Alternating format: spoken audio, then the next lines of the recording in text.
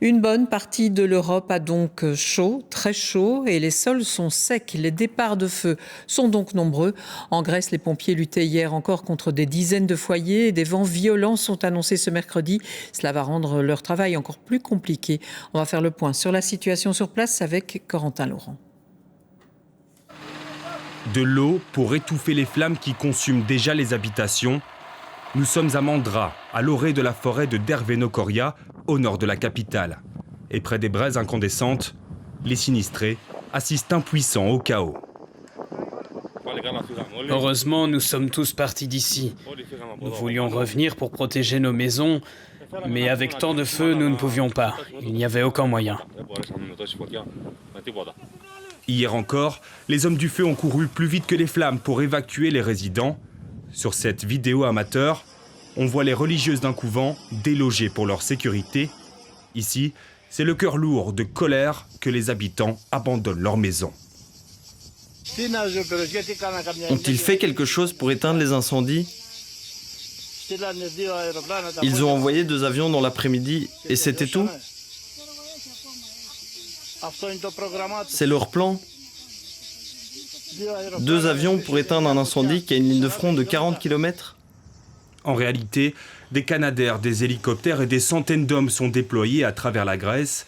Rien qu'autour d'Athènes, 3 fronts acculent la capitale. Et le pays reçoit le soutien de la communauté internationale. Ici, un Canadair italien décolle. Là encore, des pompiers roumains sont déployés sur le terrain, pendant que les hommes du feu polonais se mettent en ordre de marche. Nous serons là aussi longtemps qu'on aura besoin de nous.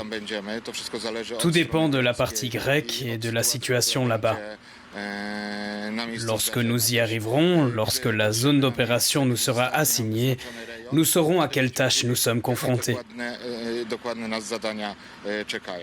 Aujourd'hui, le vent soufflera jusqu'à 60 km/h, de quoi compliquer le travail des pompiers, alors qu'une nouvelle vague de chaleur s'abattra dès demain sur la Grèce. Des images montées par Isabelle Husson. Et puis une partie de l'Espagne a été placée en alerte rouge. Le thermomètre a atteint 45,3 degrés en Catalogne hier, 43,7 degrés dans les îles Baléares. Cela continue aujourd'hui, Henri de la Guérie. Il fait étouffant, les changements climatiques sont pointés du doigt. Mais est-ce que c'est un sujet de préoccupation en pleine campagne électorale? Puisqu'on le rappelle, on va voter dimanche en Espagne.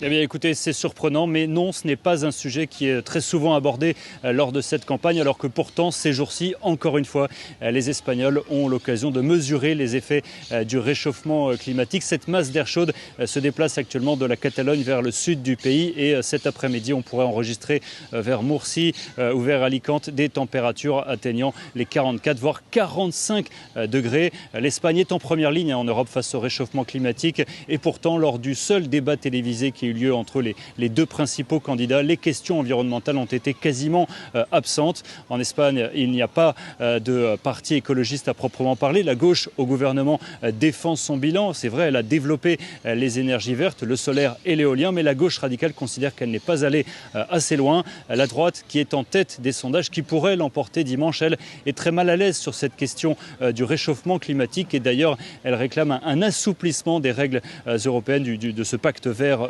européen. L'extrême droite, quant à elle, Vox, qui pourrait faciliter l'arrivée de ce gouvernement de droite, qui pourrait participer à un gouvernement de droite, eh bien elle, tout simplement, elle nie le réchauffement climatique. Pour elle, il n'y a pas de consensus scientifique autour de cette question. Vox dénonce, je cite, le totalitarisme de la religion climatique.